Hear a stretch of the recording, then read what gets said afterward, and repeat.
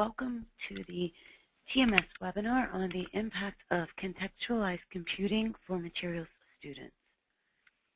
Before we get started today, we'd like to make a few brief housekeeping remarks to help ensure a best learning environment for all. First of all, please be sure to select either telephone or mic and speakers in your GoToWebinar control panel. All attendees will be muted for best sound quality. The questions box is open and available. It's located in the bottom right side of your control panel. Questions can be submitted at any time.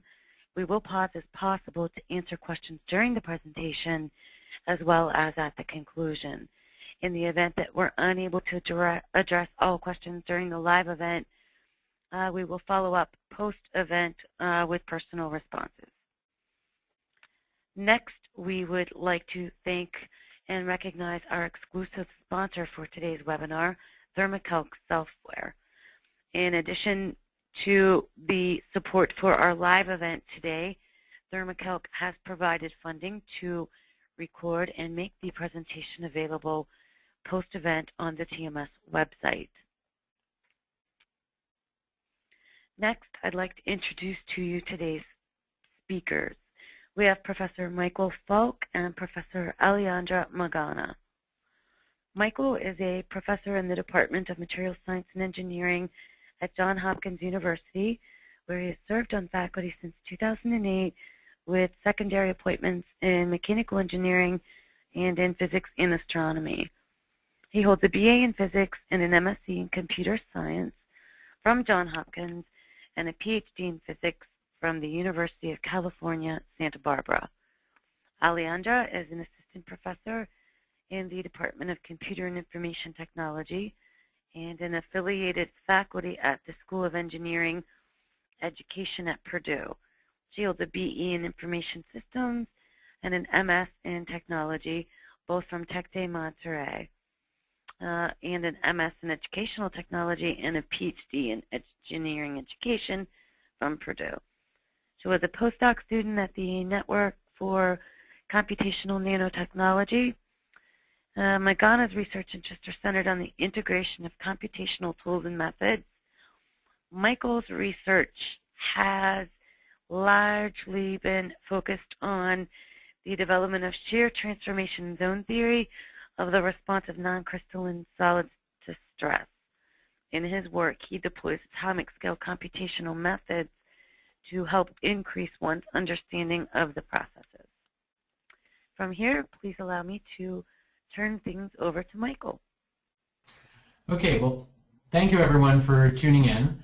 I'm going to first give a brief overview of what we hope to address in today's webinar. So we're hoping to introduce, well, we'll first introduce you to the cross-disciplinary partnership that we had put together to do the research that we'll describe.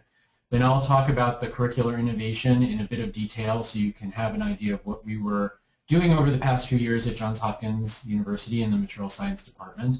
And then Ali will lead a discussion of the formative and summative assessments that were done during and subsequent to the implementation. And at the end, we'll go over some of the findings and recommendations from this investigation. So the team that we had put together in order to do the research on my side at Johns Hopkins included Mike Reese, who is instrumental as a member of the Center for Educational Resources at Johns Hopkins in helping us administer surveys and other measurement tools for the students and on maintaining confidentiality and other aspects of our IRB approval. And then we had two postdocs in material science, Sylvain Patinet and Aninda Roy, who were both instrumental in administering qualitative data acquisition with the students, taking them through some structured interviews. So Ali will talk about the Purdue side. Sure. Good afternoon, everyone. I'm Alejandra Magana, and the role from Purdue as part of this project was to guide the educational research component of the study. So the team here is composed by 3 graduate students. Junchao and Tosin are master students who help in data collection procedures, and Camilo Vieira, he's a doctoral student who has been heavily involved in analyzing qualitative data that has been collected at Johns Hopkins. So as part of the role that we took in this project, we were trying to frame our study in literature in science education. And for us, it was important to make a distinction between two key terminologies. One is as related to helping students develop computational literacy and also to help students to develop computational thinking. Now, computational literacy has been very well identified and described in the education literature. It refers basically to engage students in using computational tools, existing tools, so they can understand better phenomena in science and engineering. So we are extending this definition into engineering. So how can students use existing computational tools such as THERMO-CALC to make inferences about specific phenomena to engage in design? Now, a newer term that has also been introduced recently in the education literature is the term of computational thinking. It's still ill-defined, but we took this terminology to operationalize our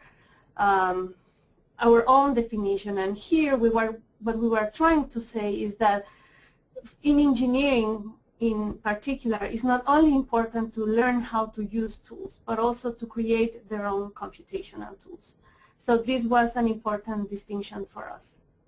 Michael, in industry. In the innovation that we implemented at Johns Hopkins, we were trying to put together a foundation where students could acquire both these skills. And so I'm going to talk in a little detail about what that innovation looked like. So the foundation of this innovation was a course called Computation and Programming for Material Scientists and Engineers.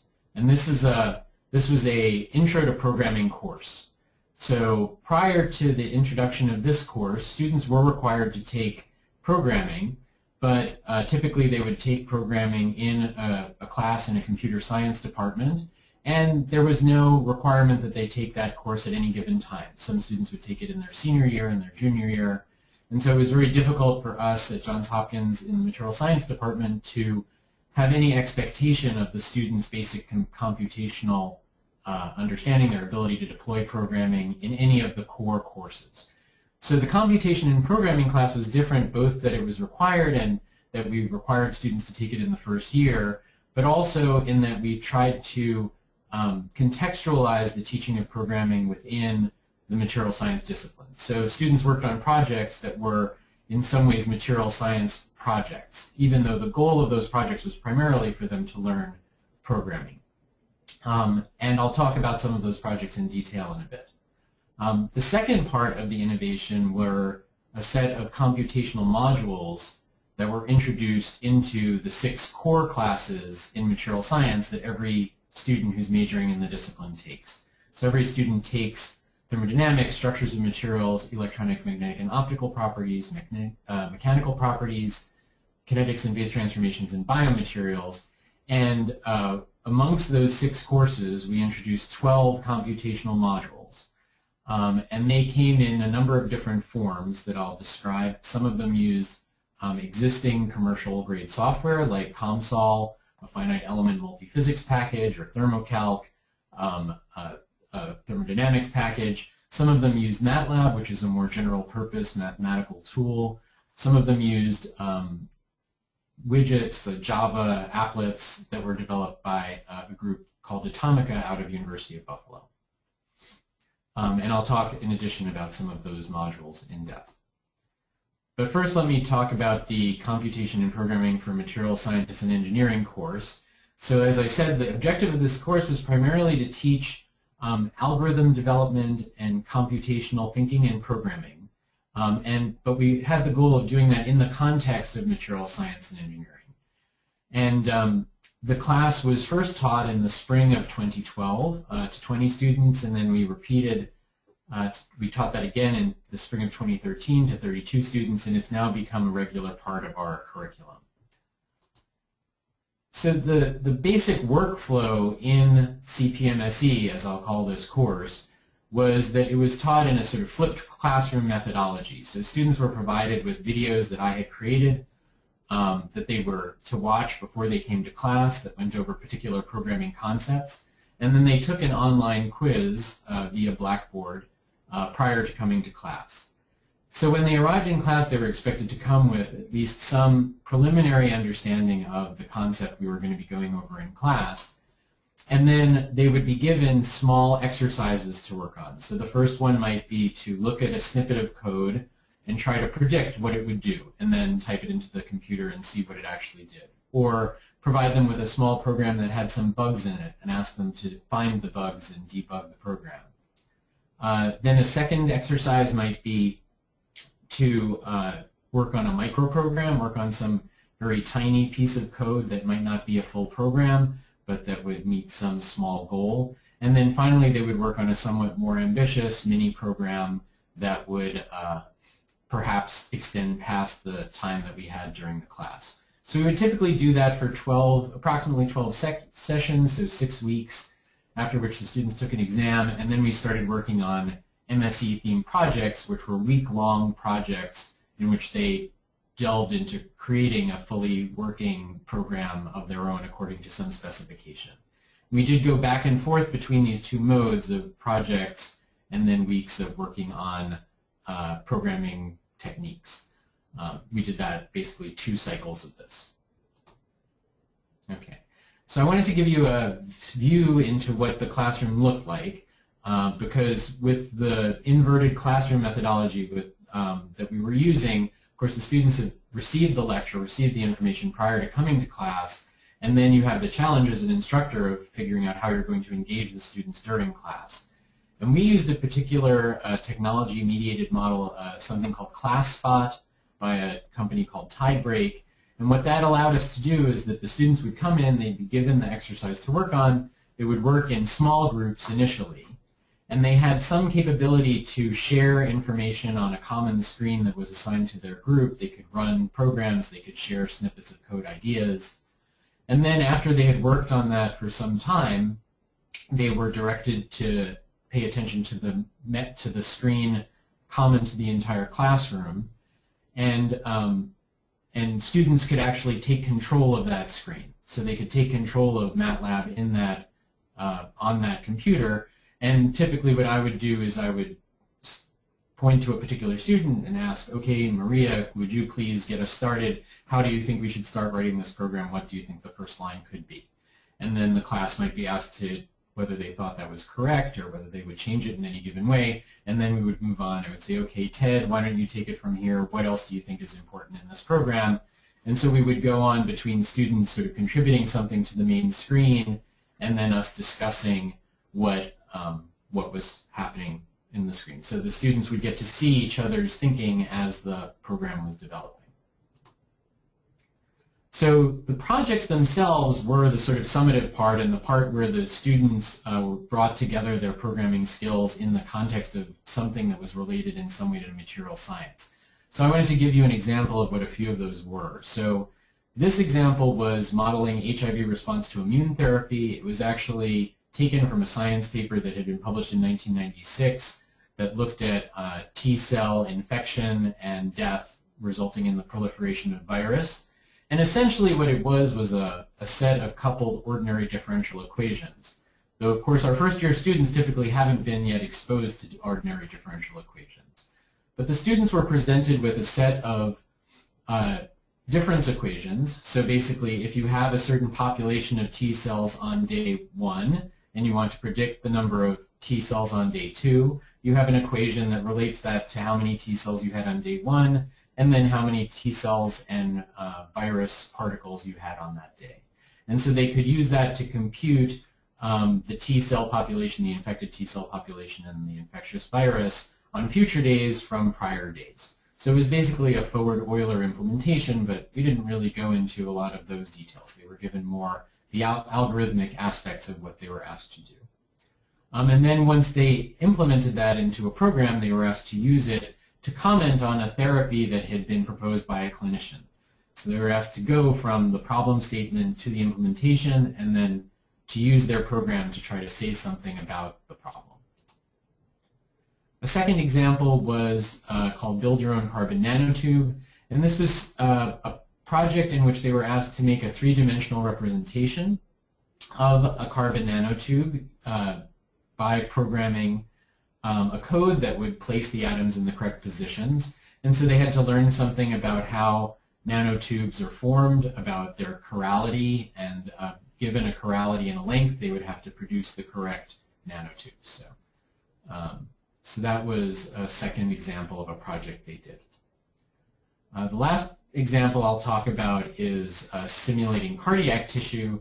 The goal of this project was to look specifically at the problem of ventricular fibrillation, which is a major cause of heart failure. And so students were given a model where they would model how the heart tissue responded, both its electrical potential and the depletion of the tissue, and that would allow them to, on a grid, solve a set of coupled partial differential equations and see how, under different circumstances, these could either produce a propagating wave that would stimulate the contraction of the heart, or a spiral self-initiating wave that could lead to something that would be analogous to ventricular fibrillation. And then they were asked to comment on how they could get the fibrillation to stop.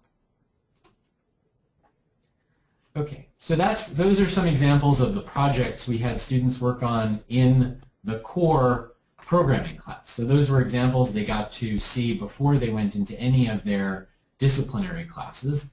But then when they took their disciplinary classes, there were different modules implemented in those. So for example, in thermodynamics, one of the modules that was implemented was within the program THERMO-CALC, where students used THERMO-CALC to make phase diagrams and then use those phase diagrams to comment on various treatments that were proposed for surface treatments for materials. Within structure of materials, they used MATLAB they were given a code that was partially completed to do a Monte Carlo simulation of solid solution or an ordered alloy, and then they had to complete that and then use that to analyze that system. Within electronic, magnetic, and optical properties, they also used MATLAB to look at wave packets in a quantum mechanical system.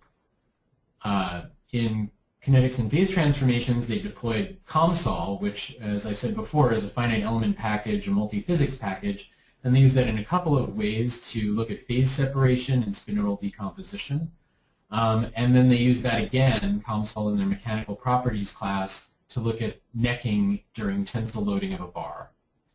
And then the final example I have here was within biomaterials. One of the topics was polymerization, and they used a Java applet that had been developed by Atomica in order to look at the polymerization process. I should say also that the THERMO-CALC module had been developed at University of Michigan by Kitsuyo Thornton, and I think Paul Mason had some role in that as well. Those were some examples of the modules. Of course, these are only 6 of the 12 modules that were deployed, but they hopefully give you a flavor of what we were doing. So one distinction we want to make about those modules is that they came in sort of different flavors. So this is the example for the wave packet from electronic, magnetic, and optical materials. And you'll see the students were given a code that was partially completed, and they had to complete the code in order to observe what happened to the wave packet. So there was a sense in which they got to see what was in the code, and they had to be able to work with the program in order to complete the task. So we called this an example of a transparent module. And we contrast that here to the module in THERMO-CALC, where the students were presented with a fully functional commercial package, which they would interact with through a graphic user interface. And by configuring the graphic user interface properly, they could produce a phase diagram that they could use to solve the problem. So these we called black box approaches because the students never had to directly interact with the underlying algorithm or any sort of programming during the process. Okay, so that's our description of the innovation. So we thought this would be a good point to pause and see if anybody who was listening had questions for us to clarify what it is we were doing before we go on to talk about the educational analysis that we did with Alejandra's guidance to assess the effectiveness. So I see there's a question from Tony Fast. How hard was it to get class spots set up? Are there any free or test programs? We had our Center for Educational Resources that Mike Reese was part of had been approached by Tidebreak for us to be a sort of test site, and they were pretty generous about providing the software on a test basis to us at Johns Hopkins for a semester or so before requiring us to license the software and pay. There were some technological challenges. I mean, especially the first year we implemented it, we had to rely on our tech support people to debug some of the interactions, but now it seems to be working pretty reliably. So we don't have too many days on which the class spot isn't working, but it's not unheard of. So, you know, with all new instructional technologies, there are always bugs to be worked out. See if there are any other questions that people have in mind at this point.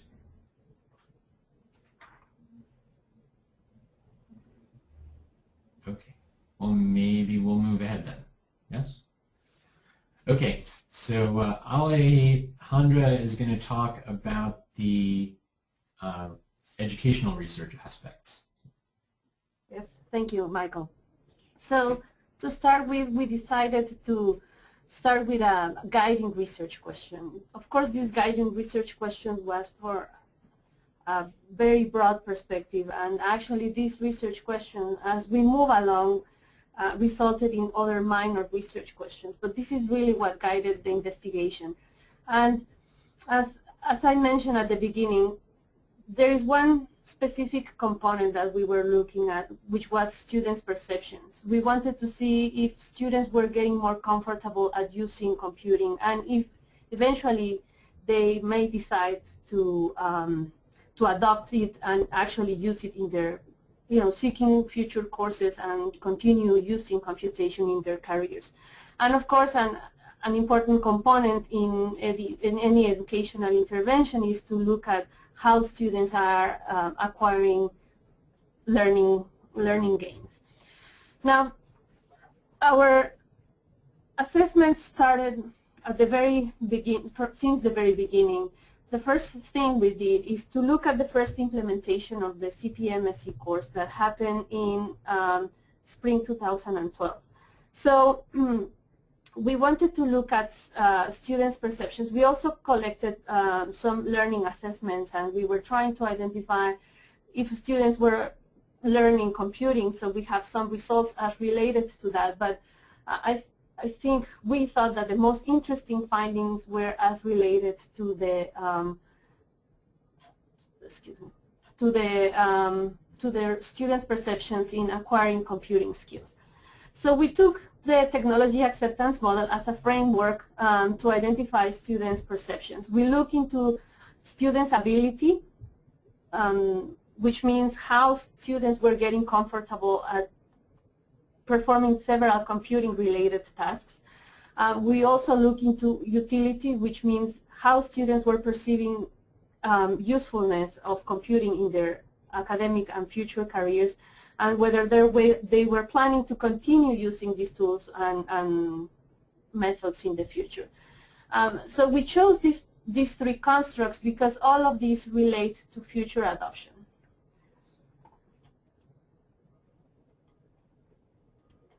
Do you want me to? Okay. Yes. So I wanted to talk about this graph because I thought this was one of the most dramatic things that came up early on in the study that seemed that surprised us, and I think shows what the effect of putting programming learning within a disciplinary contextualized framework has the potential to do.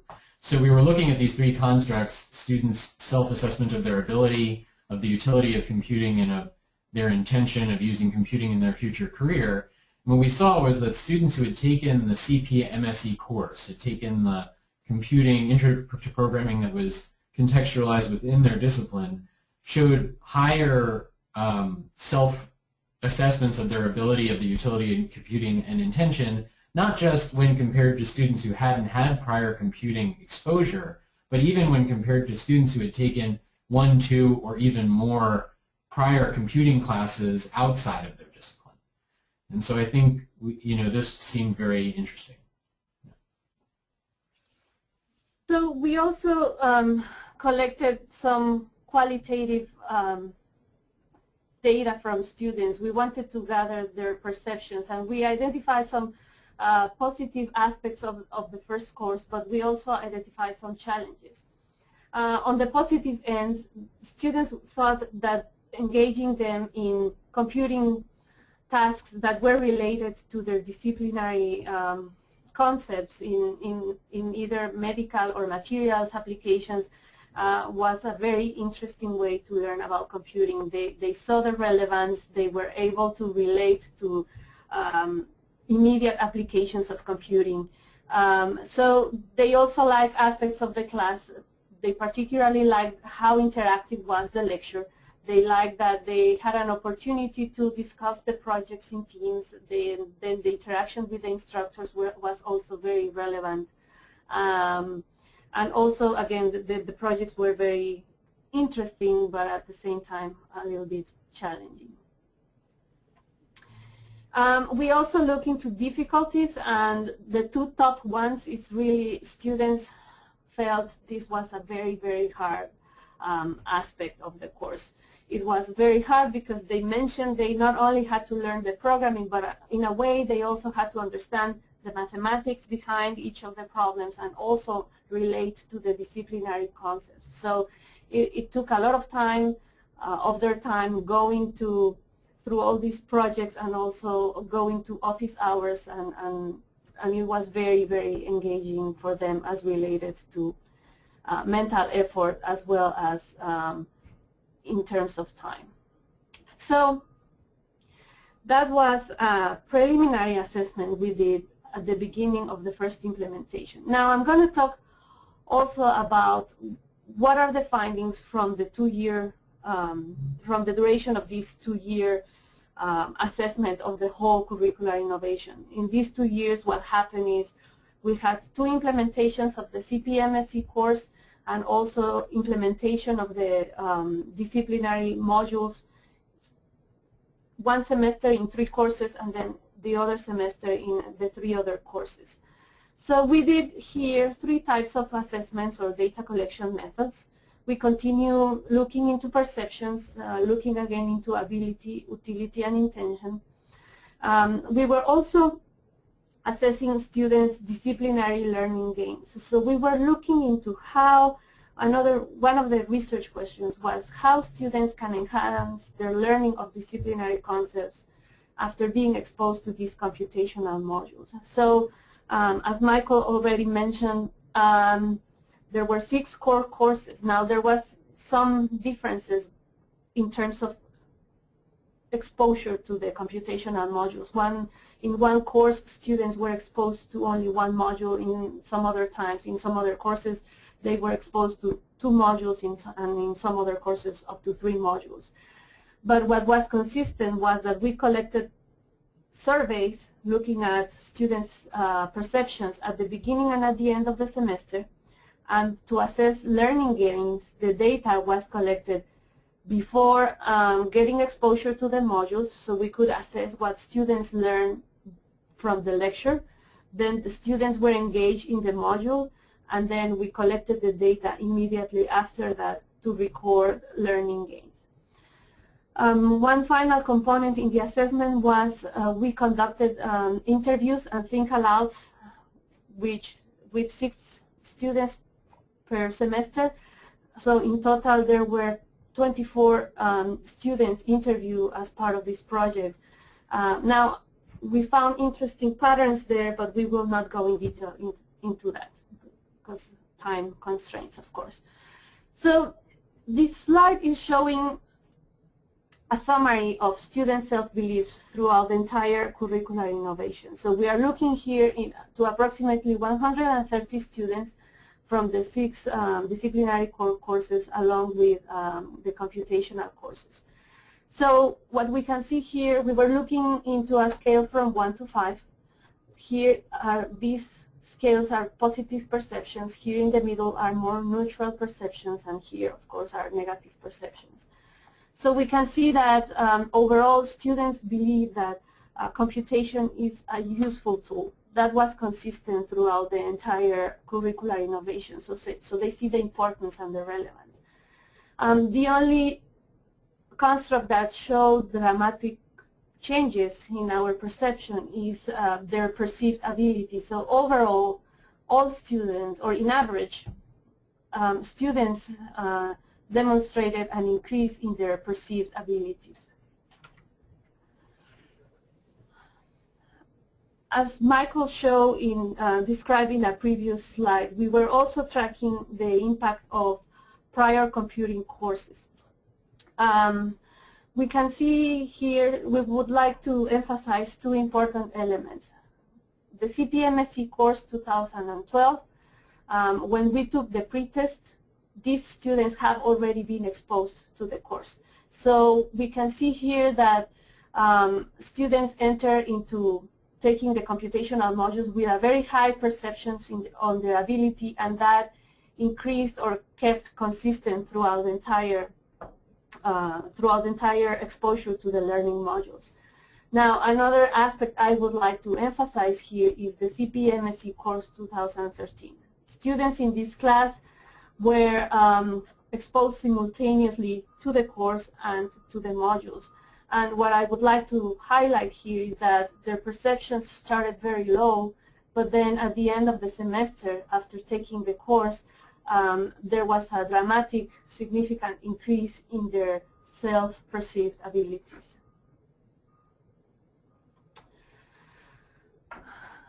I also want to share with you findings from learning games. As Michael mentioned, the modules were there were two general approaches in which Michael designed the modules. Transparent approaches were those modules in which students had access to the underlying programming and models, so they were able to look at the code, they were able to change the code, and that was the primary form of interaction. On the other hand, we have the black box approaches here, and this approach, as discussed before, the interaction with the models and the simulations was through a graphical user interface where students had to configure the modules and so on. Now, we have highlighted with an asterisk here those modules in which students showed significant increases between the pretest and the post-test, and I won't go in detail through each of them, but you can see here a trend in which, of course, in the black box approaches, students benefited more on helping them understand conceptual concepts as related to the course. While here there were some changes, but not all the courses or not all the modules were as effective as we were hoped. I have a table here summarizing means and standard deviations, and from all the transparent modules, in average, students had an increase of almost 10%, while in the black box approach, we saw an increase of approximately 25%. The gains, these two gains, were considered significantly different.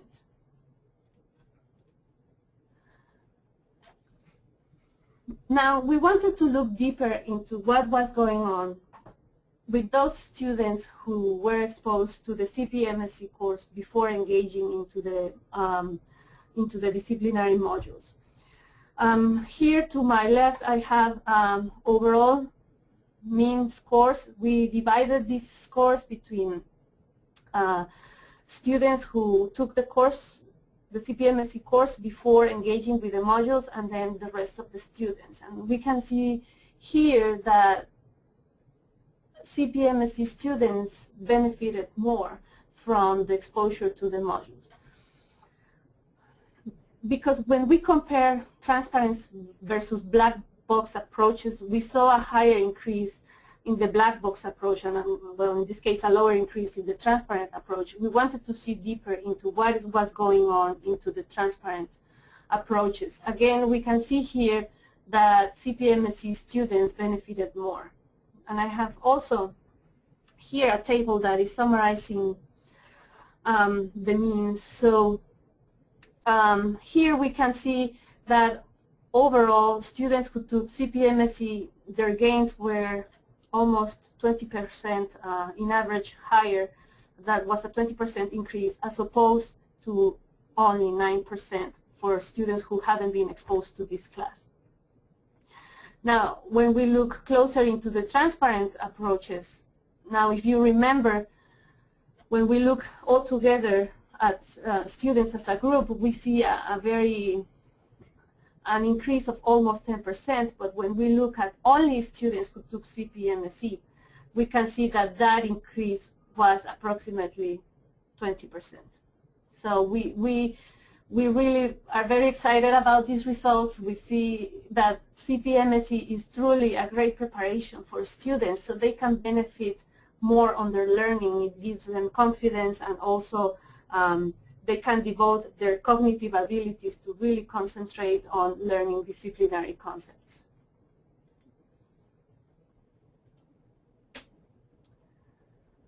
So I will pass this back to Michael. Okay, so I'm going to talk briefly about the summary of findings, and then Ali will talk about some of the implications. So basically what we're taking away from this is that we think, well, one of the things we saw consistently was that the programming courses had a more significant effect on how students perceived their ability to use computation than modules that were embedded within classes.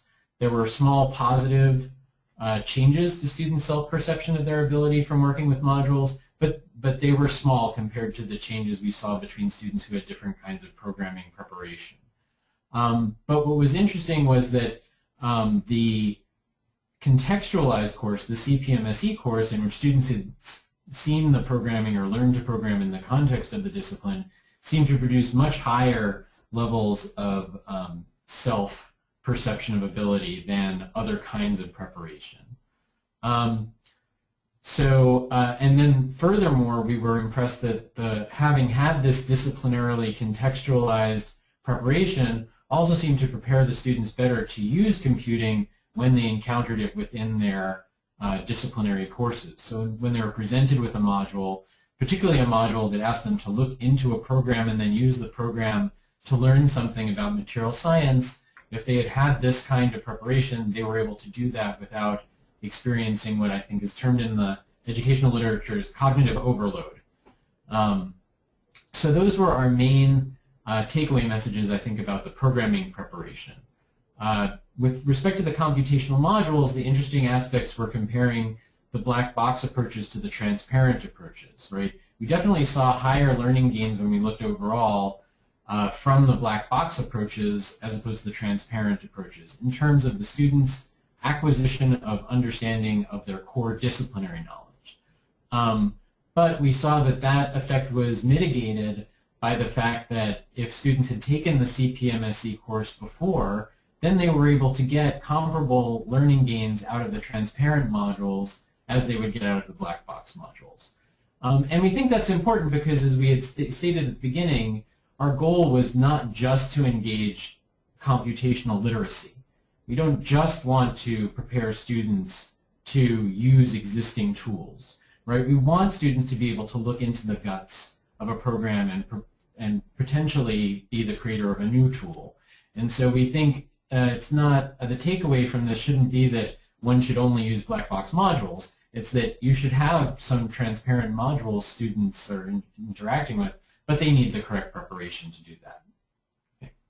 And I also want to make a clarification here.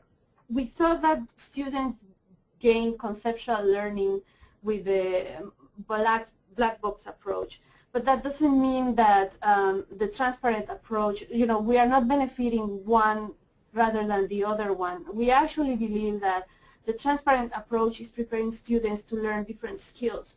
So while black box approaches can help students understand concept better, transparent approaches may help students understand better the mathematical model and help them become better at creating representations and representational fluency and making that connection between the conceptual model and the mathematical model. So our future work is looking really into that direction.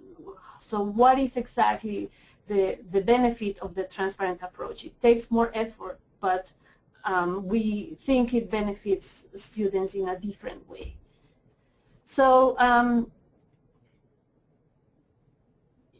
so we have some recommendations, and these recommendations are grounded, of course, in our findings, but also we are trying to see at the literature in science education and try to understand, as Michael mentioned, cognitive overload. It seems a theme that we identify through interviews, so it is challenging for students. So, but it seems that really prior knowledge is very important, so the students can benefit from the learning experience. So one of our recommendations is to really help students recall and engage those concepts as they engage in computational and modeling activities. Also, another component is the format of the course is really useful because students have an extended opportunities to practice and get timely feedback. So they get the conceptual aspects as part of the video lecture, but then they come to class and they are ready to prepare and engage in class discussions and receive feedback from the instructor and from the TA. Now, looking more into learning strategies, this is more as related to the transparent approaches. How can we support that learning process? And there are two different paths we can take here. One is following a more structured approach in which we guide the students almost step by step through the entire process. And one technique that we can use here is the use of workout examples. So students get familiar with the code, they understand the function, then they can maybe change that code, and eventually they can come up with their own program.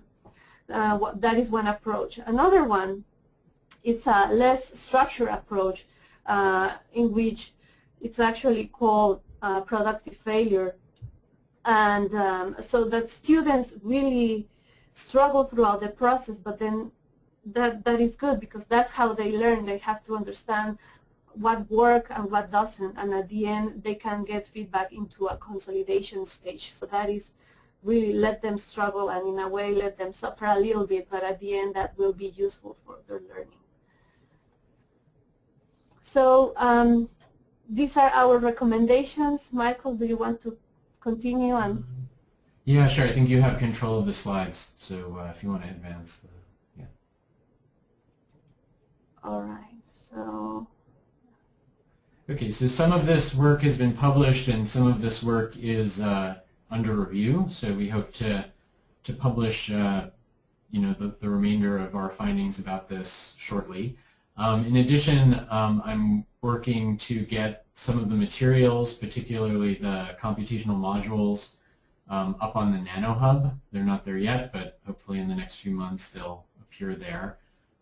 In addition, there's a possibility that we'll put the programming course, the CPMSE course, in some form up on the NanoHub, but we have to figure out how to make that happen. So, okay, and then I think as a final thing, we'd like to acknowledge all the faculty who cooperated with this intervention and the students, and then, of course, the National Science Foundation for the funding to do this research. In particular, the Research Initiation Grant in Engineering Education, which was, I think, instrumental for me in helping me understand what engineering education research is, and making the linkage with Alejandra so I could learn a little bit about that. And THERMO-CALC for sponsoring this webinar. So I think we'll take some questions now. There are already some questions that have been asked, so maybe I'll start with those, and then if you have any other question that please feel free to submit them and we'll do our best to answer them right now. So first question is by Liz Holm. Hi Liz. So the question is, how did you get buy-in from the instructors of the 6 required courses, especially if they themselves are not particularly computer literate? So the way this worked was that I had gone to my department chair and said, hey, I think we should do this. Let's bring this up to the faculty and see if the faculty think we should do this. But if we're going to do this, I need to be assigned a semester where my teaching task is to create these modules and to implement the modules. So the first year of implementation, I was creating the modules, and then I was visiting the classes on the weeks they were being implemented, and you know, sort of holding the hand of the instructor, helping to make sure the module was implemented properly. And then they were typically there observing what was going on. But then, of course, we wanted this to sorry. I'm losing my voice. So we wanted this to continue past the first year. And the way we managed to do that was we asked that a TA be assigned, whose job was to go into the class during the week of the module and help implement the module. And so we've been successful in finding computer literate TAs who could be assigned to just their job for the year is to help implement the computational modules. And that's helped us implement these even in the classes of faculty who may not feel very comfortable with using these kinds of software or programming. That was really important. Let's see.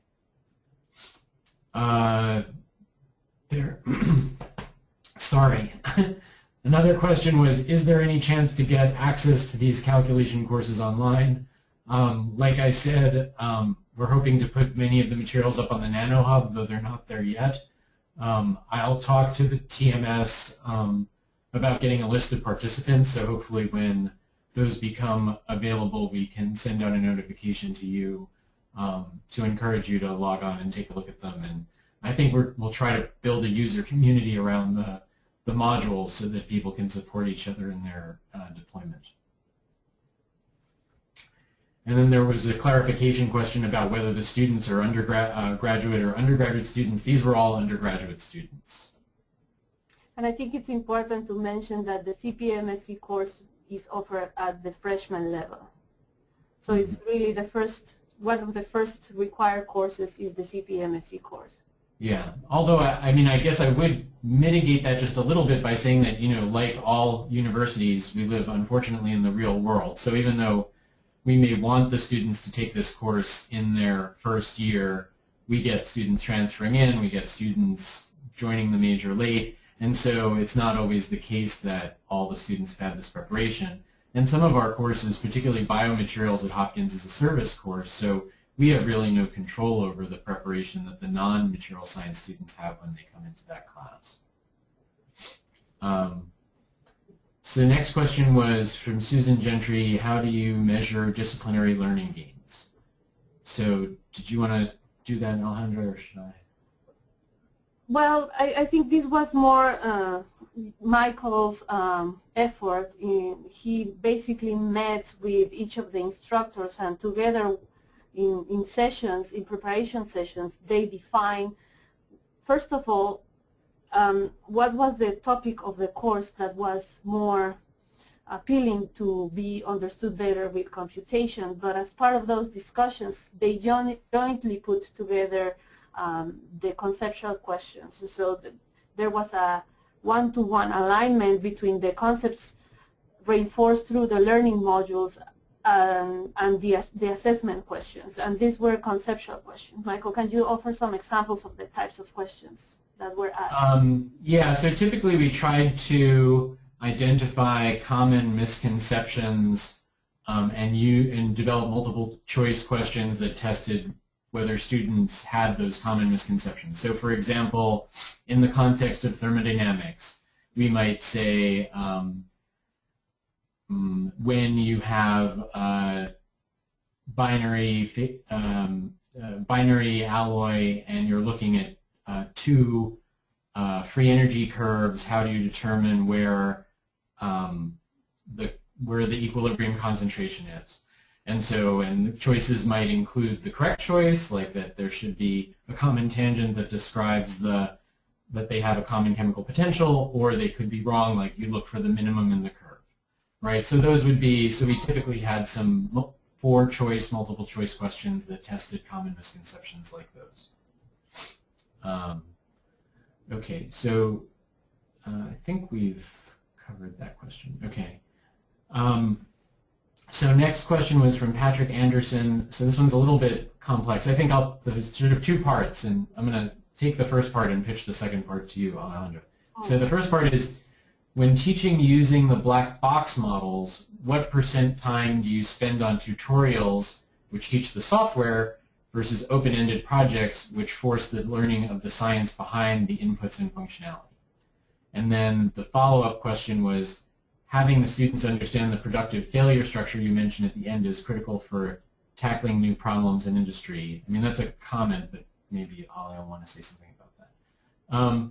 So in terms of the black box models, oftentimes what we did is the students would be given a sort of self-directed packet of information and typically the first class they would go through something that was like a tutorial during the class. So they would spend the entire class period working through the tutorial, talking to each other about the tutorial, asking questions to the instructor or the TA about the tutorial, so that they had some exposure to the product they were using, whether that be THERMO-CALC or COMSOL.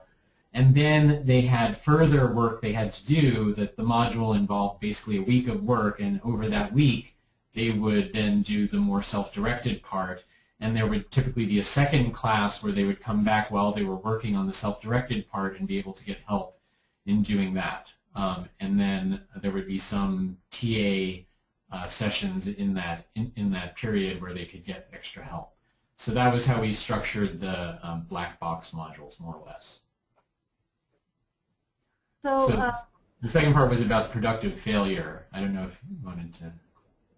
Well, it's a new approach in which the idea here is that students, the instruction or the feedback is delayed. So the students really have to troubleshoot, and then they can. What research has shown is that actually, and this is work from Manu Kapoor, it's not my research, but we are following what he's doing.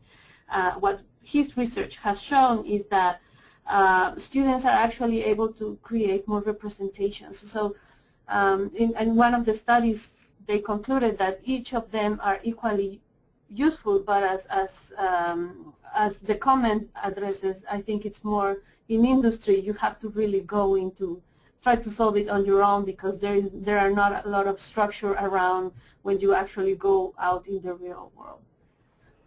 Michael, I don't know if maybe we should stop at this point so we give some time for final remarks. Oh, right. Almost 2 o'clock, so. Yeah, there are a few more questions left. I guess we can see if we have time. Otherwise, we'll email out answers to those questions, I suppose. Yeah. So, Christina, can we get this back to you? Yes, thank you very much. So for the final few moments today, we would like to pass things over to Paul Mason, who is the president of THERMO-CALC, as we mentioned, the very generous sponsor of today's webinar. So go ahead, Paul, it's over to you. Christina, and thank you, Michael and Alejandra, for a really interesting presentation. SUMMATIVE software, really pleased and proud that the TMS invited us to sponsor this webinar today. As undergraduate and graduate education and training the researchers and professionals of tomorrow in using these kinds of computational tools is something that's really sort of at the heart of the mission of the company that we're involved with. For those who are not familiar with THERMO-CALC, SUMMATIVE is a phase diagram and thermodynamics phase equilibrium package which can be used for calculating stable and metastable heterogeneous phase equilibria, amounts and compositions of phases as a function of temperature and chemistry variation, phase transformation temperatures such as liquidus and solidus and solvus temperatures, predicting driving forces for phase transformations, phase diagrams such as binary, ternary, and higher order isothermal and isoplecal sections, volumes and density and thermal expansion data for certain databases that include molar volume data, Scheil non-equilibrium Gulliver solidification simulations, thermochemical reactions such as enthalpies, heat capacities, activities, thermodynamic properties of chemical reactions, and more.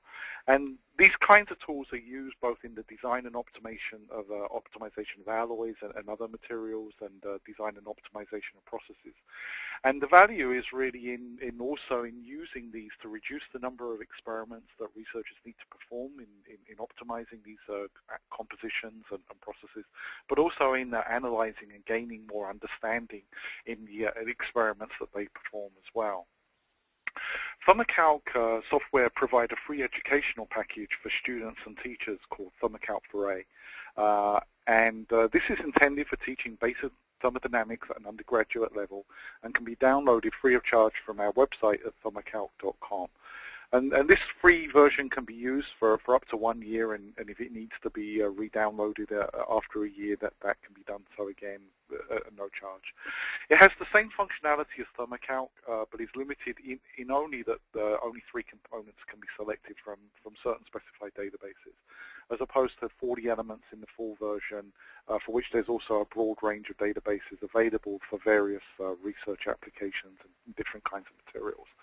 And this educational package has also been made possible thanks to a cooperation with Professors Mats Hillert and Malin Sellerby from the Department of Materials Science and Engineering at the Royal Institute of Stockholm in Sweden.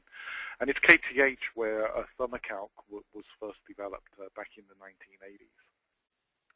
The educational package for ThermoCalc can be downloaded, and there are 2 downloads available. One is intended for students and one is intended for teachers. The student version includes a textbook which is called Computerized Thermodynamics for Materials Scientists and Engineers, which was written by Professors Hillert and Sellerby and published first in 2013. It also includes a number of tutorials and set examples to help the students with their understanding as they work through the textbook, as well as the software, which is a limited version of ThermoCalc, as we said on the previous slide. And then there's a number of small databases available that coincide with different examples and tutorials that are worked through in the book, and these include databases for aluminum, copper, and silicon, relevant to aluminum alloys, iron, chromium, manganese, nickel, and carbon, which is a subset of the steel database available for ThermoCalc. There's also a solders demo for the silver, copper, and tin system, an oxide database, which is a subset of the TCOX database for calcium, iron, silicon, and oxygen, and then a substance database for carbon, hydrogen, iron, and oxygen, which is a subset of the SGTE substance database as well. And all of these databases, as we say, coincide with different examples and problems that are set through the book, and enable the code to be used in a kind of standalone way in conjunction with the text.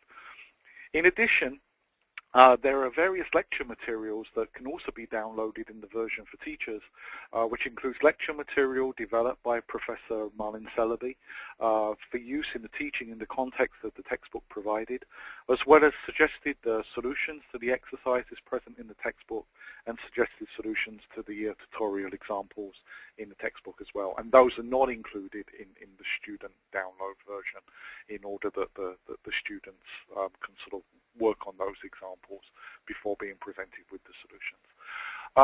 So as we say, that's freely available for a download on our website, and with that I'd be happy to hand back over to Christina. Okay, thank you, Paul.